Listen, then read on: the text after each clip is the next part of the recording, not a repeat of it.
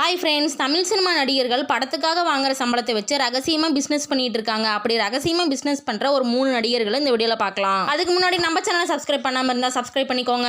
இந்த லிஸ்ட்டில் நம்ம ஃபர்ஸ்ட்டாக பார்க்க போகிறது தளபதி விஜய். இவர் பார்த்தீங்கன்னா ஒரு படத்துக்கு 70 கோடியிலிருந்து 100 கோடி வரைக்கும் சம்பளம் வாங்குறாருங்க. இந்த பணத்திலிருந்து ஒரு 60% ரியல் எஸ்டேட் கம்பெனியில் போட்டு அது மூலியமா இவர் சம்பாரிச்சிட்டு இருக்காரு. அடுத்ததாக பார்த்தீங்கன்னா நம்ம தல அஜித்துங்க. இவர் வெளிப்படையாகவே ஏகே மோட்டோ ரைடுன்னு சொல்லி ஒரு கம்பெனி ஸ்டார்ட் பண்ணியிருந்தாரு. ஏகே மோட்டோ ரைடு அப்படின்னா விலை உயர்ந்த சூப்பர் பைக்கை ரெண்டலுக்கு கொடுப்பாங்க. நாம அந்த வண்டியை எடுத்துட்டு உலகம் முழுவதும் சுத்தி பார்க்கலாம். அதுக்கான அரேஞ்ச்மெண்ட்டும் இந்த ஏகே மோட்டோ ரைடு நம்மளுக்கு பண்ணி தருவாங்க. இது மூலியமா நம்ம தல அஜித் சம்பாரிச்சிட்டு இருக்காரு.